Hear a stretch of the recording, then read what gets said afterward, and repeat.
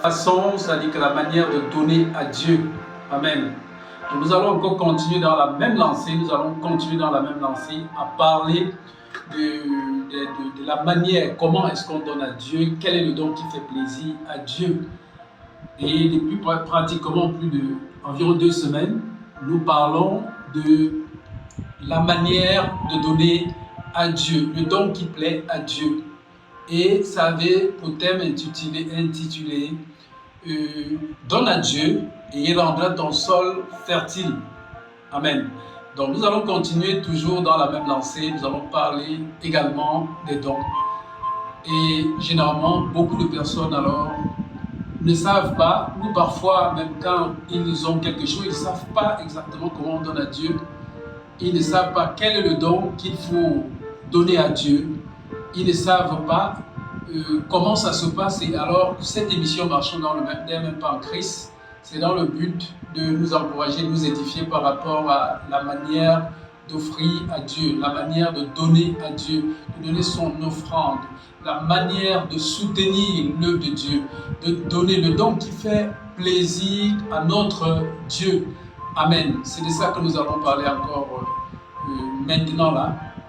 Et bien aimé, sois tout simplement attentif. Nous allons parler, comme je disais déjà la dernière fois, dimanche passé, on a parlé toujours de la façon de donner, le don qui plaît à Dieu. Le thème c'était donne à Dieu et il rendra ton sol fertile.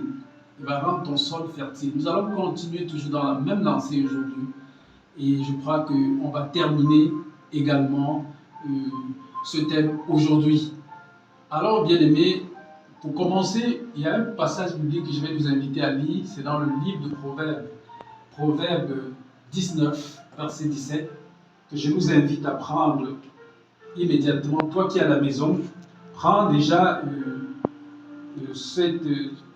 prends ta Bible et ouvre Proverbe 19, autant pour moi, Proverbe 19. Et on va lire le verset 17. Amen. La Bible dit ceci, Proverbe 19, 17, la Bible dit ceci. Celui qui a pitié du pauvre prête à l'Éternel qui lui rendra selon son œuvre. Amen. Bien aimé, la Bible dit celui qui a pitié du pauvre, il prête à l'Éternel qui lui rendra selon ses œuvres. Amen. Et lorsque nous lisons par exemple Jacques nous donne de comprendre que la bonne religion, cette religion qui n'a pas de tâches, cette religion qui est agréable à Dieu, consiste à visiter les veuves, les orphelins et à se préserver des souillures du monde. Amen. Voilà ce que Jacques dit. Que la vraie religion qui plaît à Dieu consiste à visiter les veuves, les orphelins et également à se préserver des souillures du monde.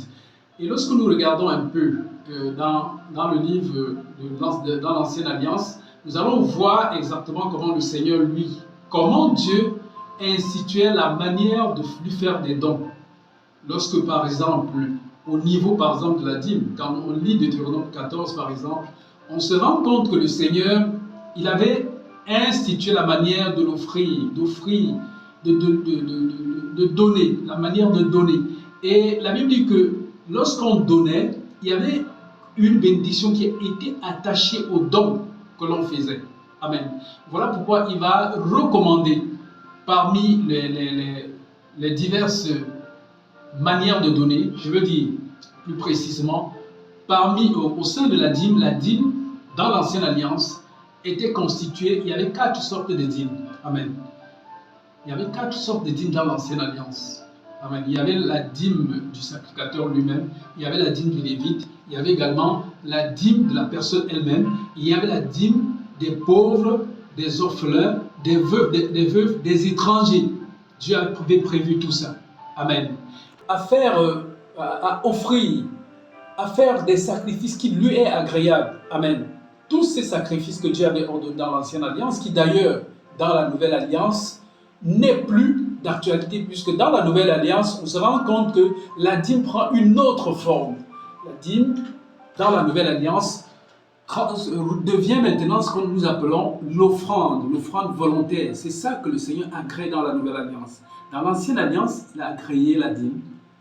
Et après la dispensation de l'Ancienne Alliance, la dispensation de la loi, le Seigneur a maintenant institué, en fait, il a permis maintenant que l'on fasse des offrandes de manière volontaire, au point que lorsque tu veux donner à Dieu, ce n'est plus par contrainte que tu donnes à Dieu, c'est tout simplement parce que ton cœur le désire.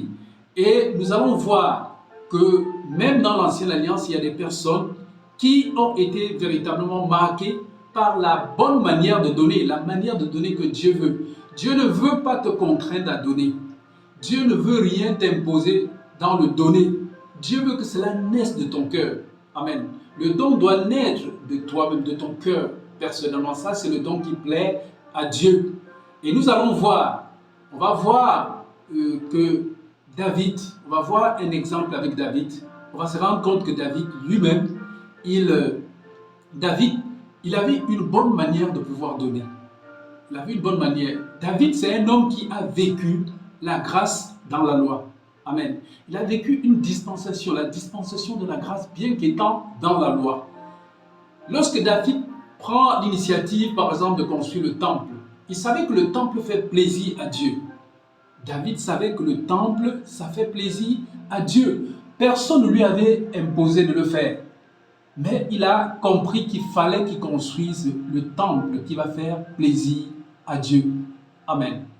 Voilà pourquoi nous allons lire ce passage. On va lire ce passage dans le livre de 2 Samuel. Je vais lire pour qu'on puisse discerner et voir comment est-ce que le don qui fait plaisir à Dieu, comment cela naît depuis notre cœur.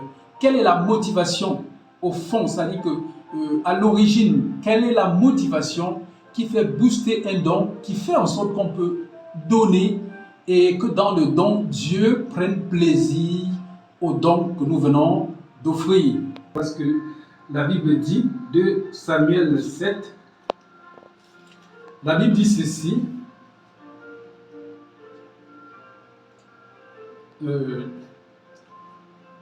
à partir du premier verset, la Bible dit, lorsque le roi habita dans sa maison et que l'Éternel lui eut donné du repos, après l'avoir délivré de tous les ennemis qui l'entouraient, il dit à Nathan le prophète, vois donc, j'habite dans une maison de cèdre et l'arche de Dieu habite au milieu d'une tente.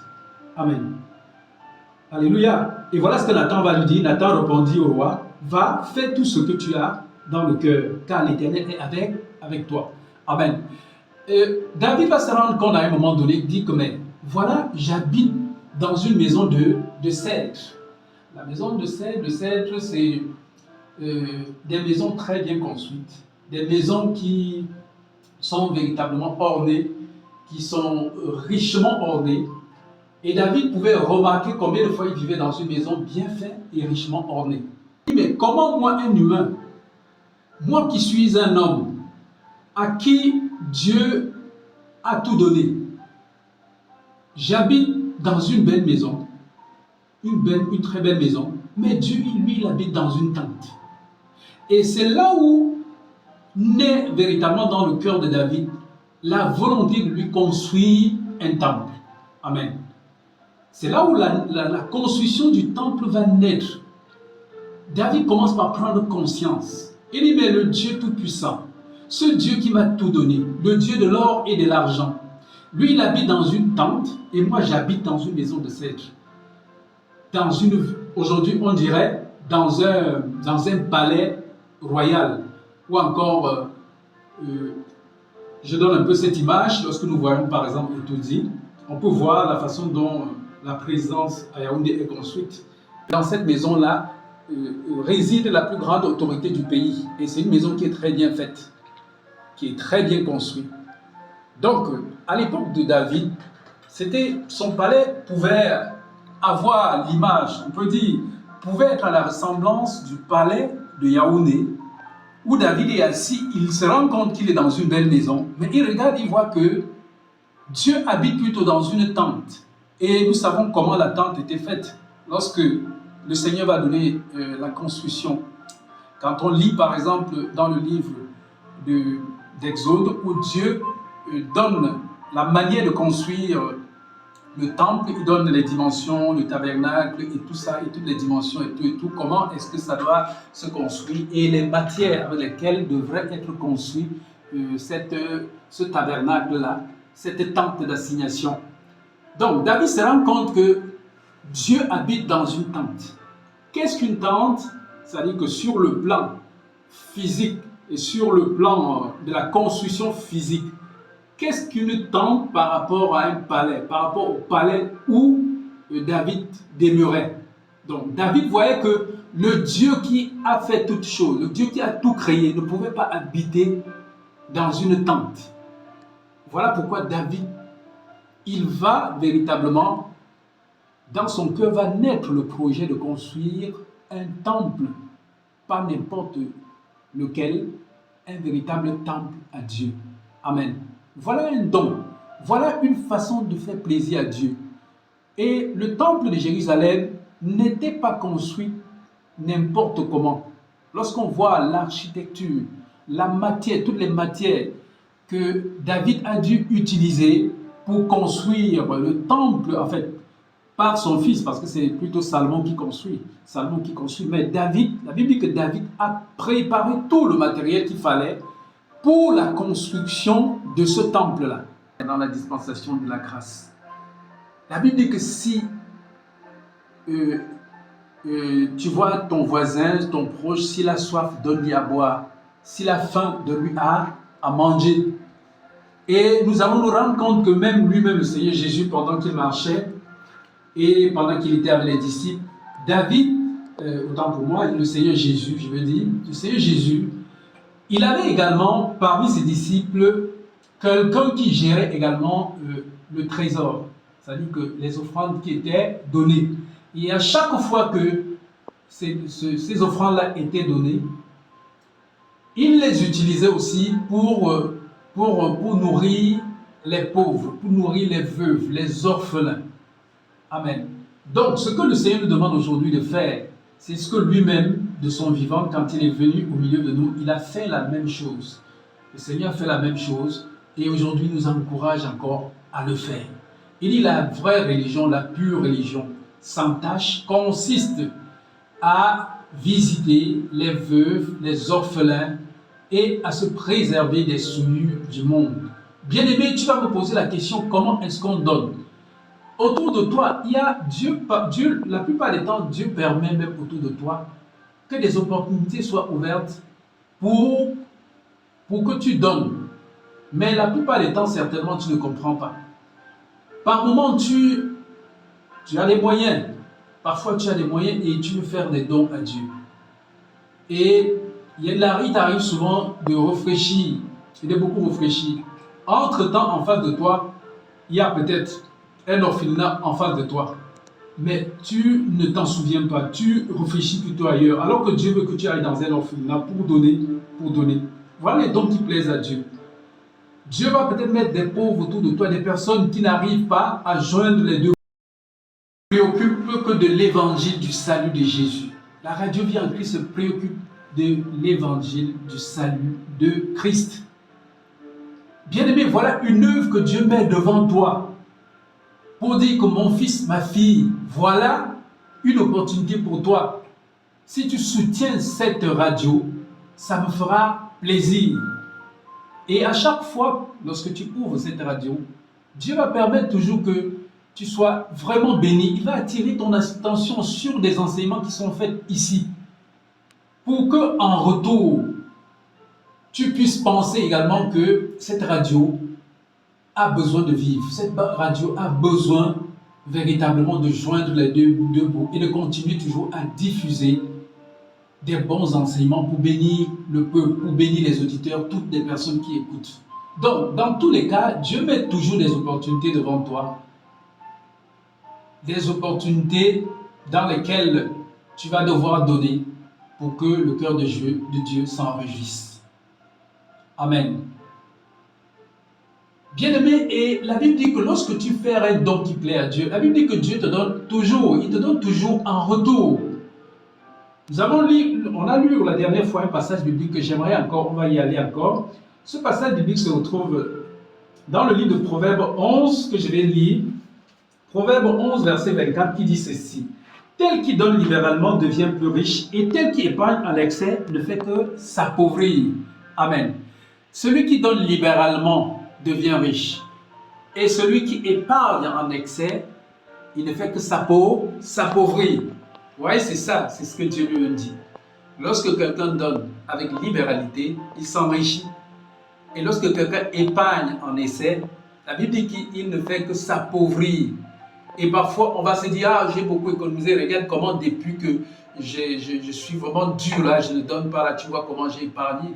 Non, certainement peut-être tes yeux te donnent de voir que tu as épargné, mais c'est plus tu t'es plutôt appauvri. Et la plupart des temps, on fait des épargnes, et lorsqu'on monte un projet, on se rend compte que le projet n'a pas abouti. Il faut recommencer encore à zéro. Il faut recommencer à zéro. Pourquoi? Parce qu'on n'avait pas écouté la voix de Dieu. On n'a pas écouté le Seigneur. Si tu avais écouté le Seigneur, si tu l'avais véritablement écouté, il t'aurait orienté autrement. Il t'aurait orienté, même dans le projet que tu as investi, sans pouvoir le consulter. Il t'aurait peut-être dirigé vers un autre projet qui certainement aurait été plus fructueux et t'aurait permis véritablement de grandir et de joindre encore davantage les deux bouts. Amen. Et nous avons également le passage d'Ecclésiaste 11, verset 1, qui dit « Jette ton pain sur la face des eaux, et avec le temps tu le retrouveras. » Que jette ton pain sur la face des eaux, et avec le temps tu vas retrouver. Avec le temps tu vas retrouver ce pain que tu as jeté. Jeter sur la face des eaux, c'est quoi? La face des eaux, que signifie la face des eaux? La face des eaux signifie ce projet qui est agréable à Dieu. Tu mets de la main. Et quand Dieu nous demande de mettre la main, ce n'est pas pour dire que Dieu, sans notre don, il sera KO. Non. C'est tout simplement pour nous éprouver et pour en retour nous récompenser. Il y a des dons que Dieu garde ça, il y a des récompenses, je veux dire, des récompenses que Dieu réserve ça au ciel. Il y a des récompenses que Dieu réserve, ça dit que dès que quand tu fais, il a écrit, il a mis ça dans son carnet, et c'est au ciel qu'il te récompensera. Il y a des récompenses que Dieu lui-même, il te récompense sur place, mais tout en sachant qu'au jour même, au jour de sa venue, au ciel encore, il va davantage encore te récompenser.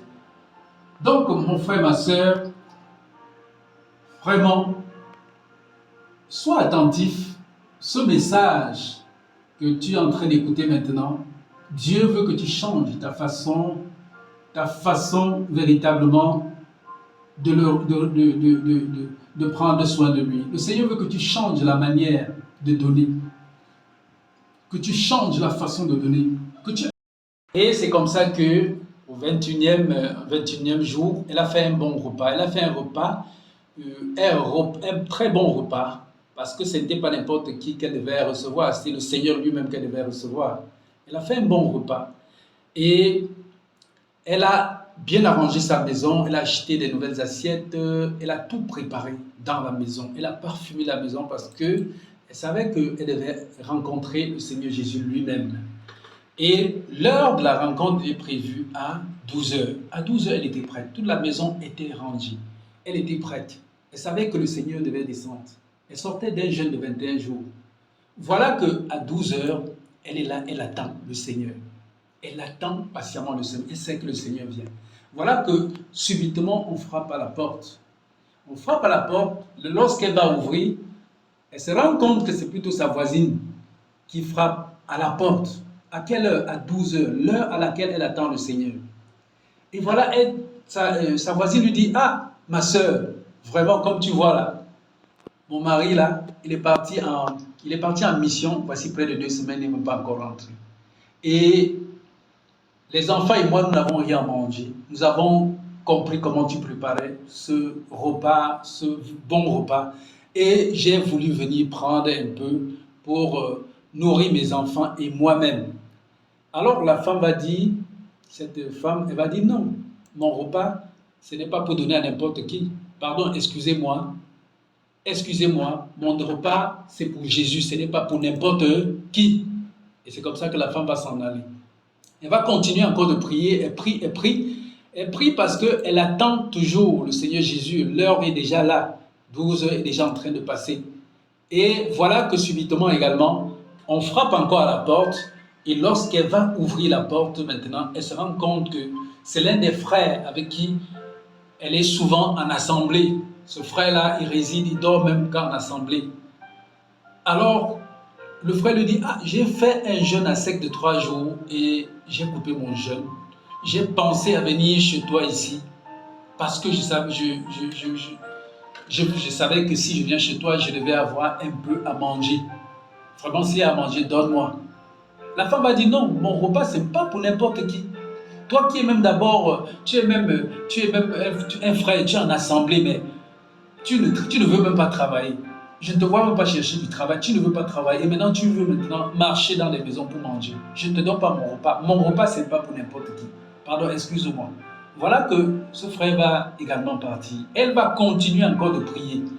Elle prie, elle prie, elle prie.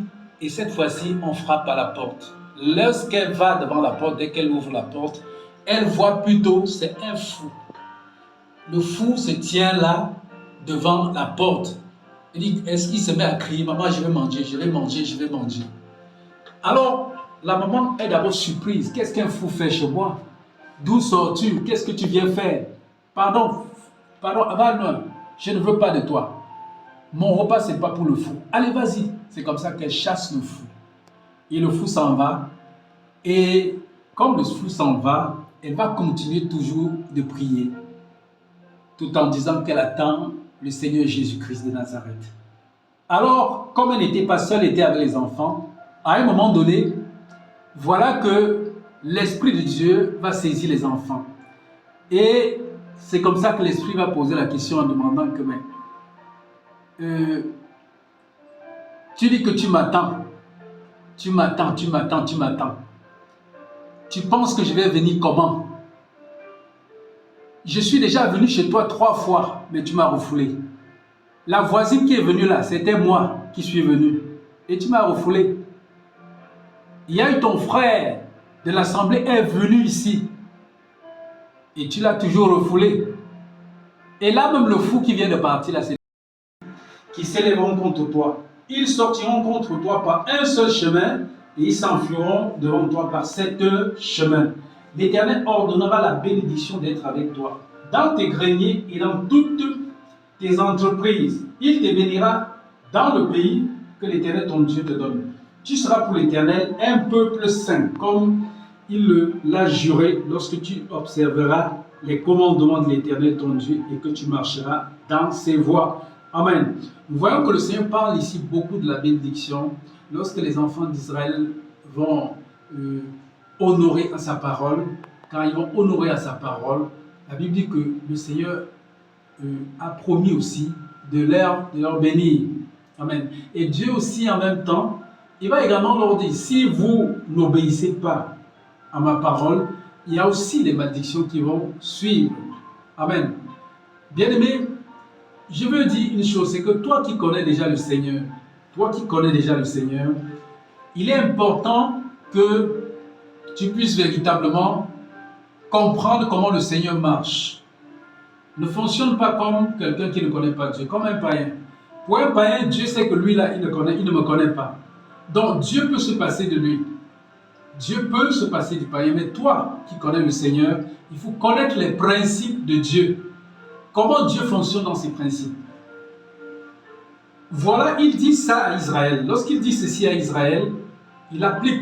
Et il va dire à Israël que lorsque tu ne mettras pas, lorsque tu fouleras ma parole aux pieds, voilà la malédiction qui va te suivre. Voilà ce que le Seigneur dit. Mais si tu n'obéis point à la voix de l'Éternel ton Dieu, et si tu n'observes pas et ne mets pas en pratique tous les commandements et toutes les lois que je te prescris aujourd'hui, voici toutes les malédictions qui viendront sur toi et qui seront ton partage. Amen. Ça veut donc dire quoi? lorsque toi, qui connais le Seigneur aujourd'hui, qui as donné ta vie au Seigneur aujourd'hui, tu connais les principes du Seigneur, tu sais très bien qu'il y a des choses que tu dois faire et des choses que tu ne dois pas faire. Tu sais très bien que si Dieu te donne du pain, tu dois également te souvenir aussi de son œuvre. Tu dois te souvenir également de son œuvre. Tu dois ouvrir l'œil. Et si il n'y a pas quelque chose qui te vient à l'esprit, mais descends, vas-y à la montagne, prie et demande à Dieu, Seigneur, je veux te faire un don. Je veux te bénir parce que toi, tu m'as béni. Et en retour, je vais te bénir.